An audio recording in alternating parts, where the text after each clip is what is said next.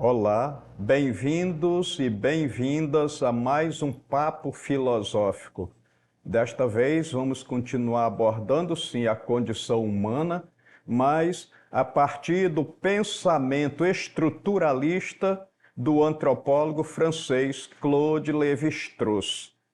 Então, a antropologia, ela vai surgir verdadeiramente no século XIX. Qual é a finalidade? Inicialmente, ela vai dar apoio à ocupação da África pelos países europeus, né?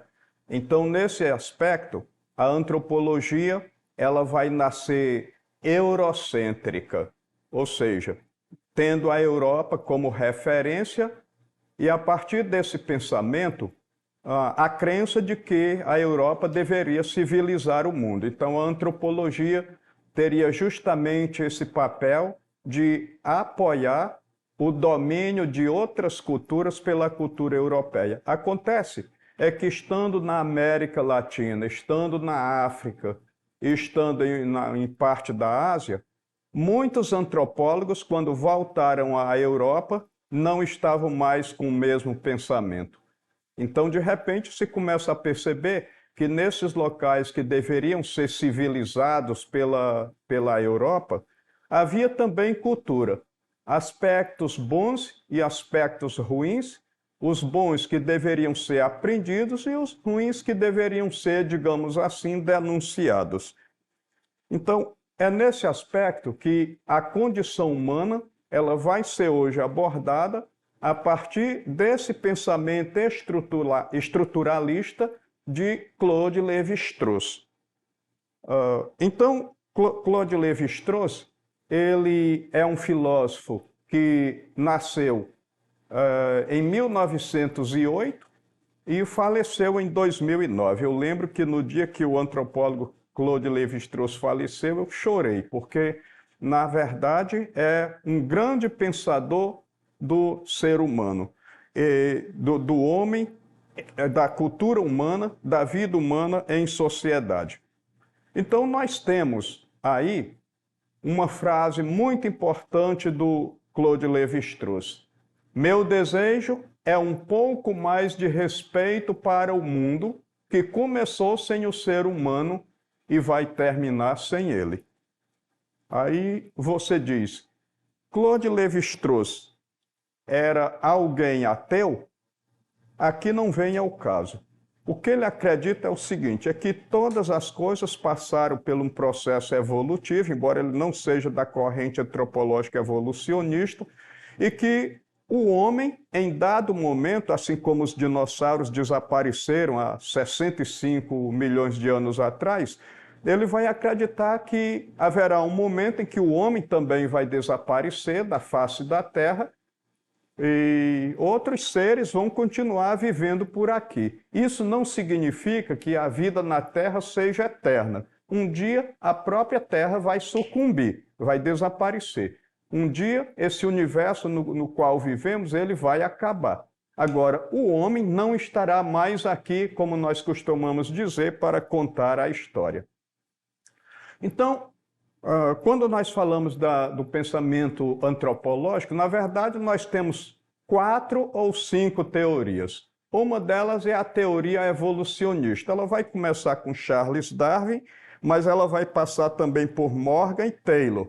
Esses dois antropólogos, eles vão, de certo modo, desenvolver essa ideia evolucionista de Charles Darwin. Charles Darwin escreveu um livro chamado A Evolução das Espécies para falar da questão da evolução. Ele não entra na questão do criacionismo, não vai discutir essa questão do criacionismo, mas ele vai introduzir essa teoria evolucionista. O Morgan, em especial, ele vai dizer que o homem passou por 3 estágios. A cultura humana ela passa por 3 estágios. Então, ela sai da selvageria, chega à barbárie e depois desenvolve a civilização. Então, é isso que vai acontecer. Por outro lado, nós vamos também ter o Taylor que vai, de certo modo, definir o que é cultura e o que é civilização. Ao contrário, nós vamos ter a corrente difusionista. Então, enquanto que os evolucionistas acreditavam que todos nós saímos da barbárie e vamos para a civilização, primeiro a selvageria, depois a barbárie e por fim a civilização, a crença é de que todo grupo humano vai chegar a um alto grau de evolução. Então vamos pegar, por exemplo, a Revolução Industrial. A gente sabe que a Revolução Industrial ela teve início na Inglaterra, beleza. Agora, a questão é a seguinte: cada grupo humano, de forma isolada, vai fazer a sua revolução industrial algum dia? De acordo com o pensamento evolucionista, seria isso. Todos nós partimos da selvageria e um dia vamos chegar a um alto grau de civilização. O difusionismo, ele vai, ao contrário, ele vai dizer que a gente vai desenvolvendo a cultura, vai desenvolvendo a civilização à medida que um grupo vai entrando em contato com outro grupo. Então, é desse modo que nós vamos chegar ao desenvolvimento. Uma cultura ela vai chegar à sua evolução a partir do momento que ela faz contato com outras culturas. Então, voltando ao exemplo da Revolução Industrial, nós podemos dizer que a Alemanha fez a Revolução Industrial, a Itália fez, e mais tarde também o Brasil, porque os ingleses deram o primeiro passo. Então, a corrente difusionista, ela justamente vai trazer essa ideia de que o evolucionismo por si só não é completo. Por outro lado, nós vamos ter aí a terceira corrente, que é a corrente funcionalista, e ela vai ter como um grande expoente Bronisław Malinowski, mas também vai ter Radcliffe Brown e outro que nós conhecemos muito na sociologia, que é o Émile Durkheim. Então, esse pensamento funcionalista, ele vai justamente dizer que o que ocorre é que cada cultura ela vai evoluir porque ela deixa de lado algumas práticas que não funcionam mais e vão colocando em prática outras coisas que funcionam. Por exemplo, quando está no inverno e fazendo muito frio, eu vou usar roupa de frio, eu vou usar agasalho. Quando está fazendo muito calor, eu vou tirar aquele agasalho mais pesado. E quando eu não tenho à disposição um agasalho pesado para a época do inverno, eu posso morrer. Então, essa corrente funcionalista, ela vai justamente optar por esse pensamento de que cada cultura vai crescendo, vai evoluindo, justamente porque ela vai aderindo a determinados tipos de coisas que vão contribuir para a sobrevivência e vão abandonando outras práticas que no decorrer do tempo, ou em função das mudanças naturais, ou em função de qualquer outra mudança que possa acontecer, determinados tipos de práticas vão sendo abandonadas e outros tipos de práticas vão sendo assumidas. Por outro lado, nós temos também a corrente relativista. Essa corrente ela é muito importante porque ela vai condenar o etnocentrismo e vai aderir àquele pensamento do relativismo cultural. E o que é o relativismo cultural? O relativismo cultural é aquela ideia de que nenhuma cultura é inferior e de que nenhuma cultura é superior. Cada cultura ela deve ser primeiro estudada e avaliada para a gente poder saber o que dentro de uma determinada cultura é um aspecto bom e o que é um aspecto ruim, negativo. Então, o relativismo cultural, ele vai justamente apontar para aquela ideia do respeito à cultura. Então, eu não posso partir do princípio que a minha comida típica é a melhor, que a minha música é a melhor, que a minha linguagem é a melhor, que a minha religião é a melhor. Cada cultura deve ser respeitada na sua singularidade de acordo com esse pensamento do relativismo cultural que vai se opor ao etnocentrismo, a centralidade na própria cultura. Nós temos, então, o estruturalismo, que é o papo que mais nos interessa.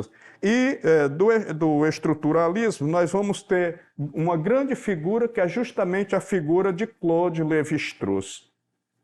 Então, Claude Lévi-Strauss, França, 1908-2009, ele vai desenvolver essa antropologia estrutural. A proibição do incesto como expressão da passagem do fato natural da consanguinidade ao fato cultural da aliança. Isso aqui é um pouco difícil de ser entendido, mas o que nós precisamos entender a partir desse pensamento de Lévi-Strauss? É que muita gente, muitos historiadores escreveram e pensam que, na verdade, a cultura ela vai nascer quando o homem desenvolve o culto aos mortos.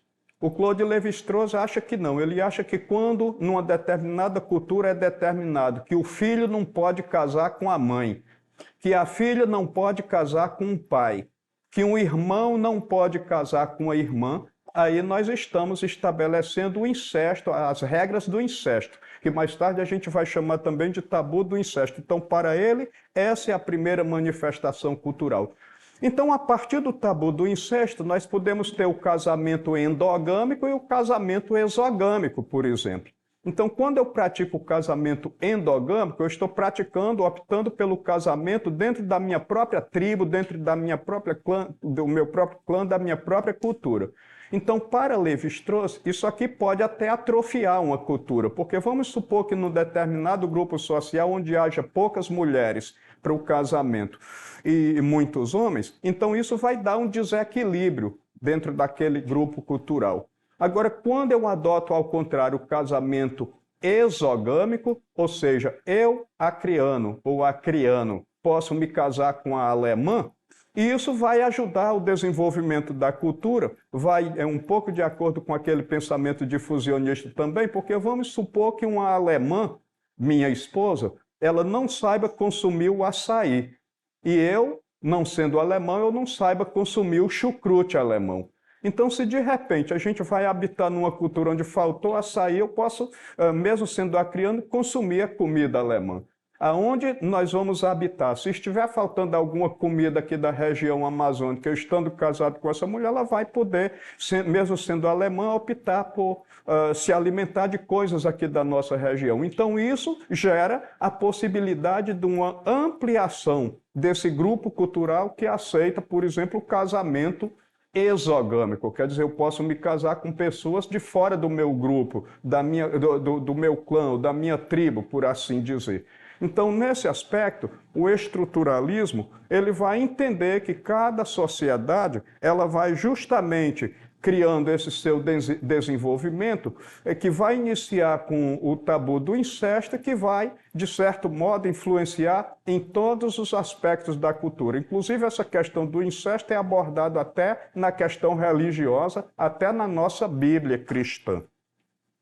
Então, uma outra coisa importante é que a antropologia estrutural é um termo criado por ele, Claude Lévi-Strauss, na busca de elementos duradouros e correspondências estruturais entre sociedades de tipos diferentes, para descobrir se existem estruturas fundamentais que seriam a base da antropologia. Então, nesse aspecto, eu estava colocando aqui, por exemplo, a criação da cultura, na cultura do tabu do incesto como uma das referências de fazer poder evoluir ou involuir uma determinada cultura. Lévi-Strauss adere a uma concepção de natureza como domínio do universo daquilo que nos é dado, isto é, presente na nossa concepção como ser humano, enquanto cultura é visto como aquilo que é particular e construído através das inúmeras ações humanas e, por isso, variável entre indivíduos e grupos humanos. Então, vamos pensar no seguinte. Quase todos os grupos indígenas aqui da nossa região, eles são capazes de plantar a banana, que é uma fruta aqui da região amazônica e que tem outras regiões do Brasil e do mundo. Agora, eles são obrigados a consumir esse alimento todos da mesma forma? Não. Por exemplo, um grupo indígena aqui do Acre, por exemplo, ele pode fazer a caiçuma, uma bebida. E essa bebida ela pode ser consumida tanto em momento de confraternização, e em outro grupo pode ser justamente consumido num ritual religioso. Alguns podem utilizar a banana para fazer uma espécie de farinha, e outros podem usar a banana para comê-la cozida. Então, desse modo, a banana ela pode ser um dado natural aqui da nossa região. Agora, a maneira dela ser consumida, ela não é determinada pela natureza. Aliás, não existe determinismo geográfico. O que nós podemos falar é de possibilismo geográfico, não é? Então, nesse caso, aquilo que a natureza oferece, ele vai ser utilizado, aquela coisa que a natureza oferece, ela vai ser utilizada de conformidade com cada grupo social. Nós não precisamos consumir um determinado alimento da mesma forma em grupos sociais diferenciados. Então, outra coisa que também é importante é que nós precisamos saber que o estruturalismo, ele visa justamente fazer uma reflexão para fazer com que a sociedade humana ela possa ser aprimorada, porque qualquer reflexão antropológica, ela prima necessariamente por um aprimoramento da cultura. Então, agora nós temos aí uma questão que nós vamos colocar à disposição e que ela está referida no nosso material didático. Então, essa questão no nosso material didático é a questão de número 3, onde vai relatar o seguinte: a oposição entre cultura e natureza não seria nem um dado primitivo, nem um aspecto objetivo da ordem do mundo.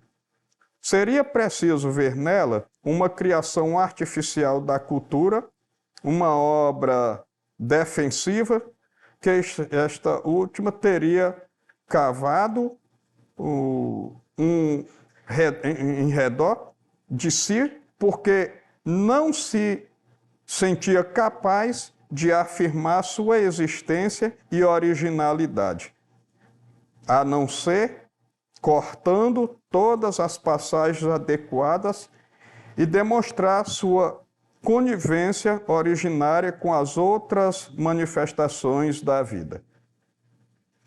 Finalmente, poder-se-á talvez descobrir que a articulação da natureza com a cultura não se reveste de aparência interessada de um reino hierarquicamente pressuposto a outro, sendo irredutível a este, mas tem antes a aparência de uma repetição sintética permitida pela emergência de certas estruturas cerebrais dependentes da natureza, de mecanismo já montado, mas só ilustrado pela vida animal em forma desconexa e que concede em ordem espalhada.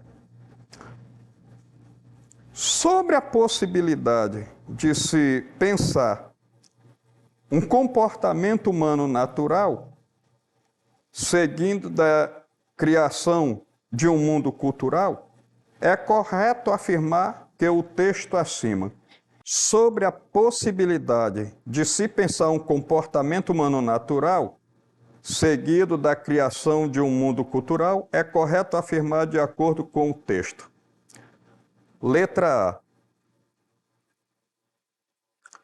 Tem a esperança de encontrar, por meio da antropologia, alguns tipos de comportamentos anteriores à cultura? Bom, isso aqui está muito relacionado com aquele pensamento do evolucionismo que diz que antes da gente desenvolver a barbárie e a civilização, a gente desenvolveu a selvageria. Letra B.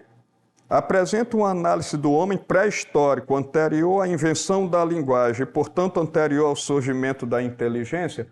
Não também, porque isso vai condicionar o surgimento da inteligência ao surgimento da linguagem, quando, na verdade, a inteligência é alguma coisa que antecede a própria linguagem. Letra C. Propõe que a desconexão entre natureza e cultura é um dado criado e que, nos fatos culturais, ressoam estruturas observáveis no mundo natural. Letra D.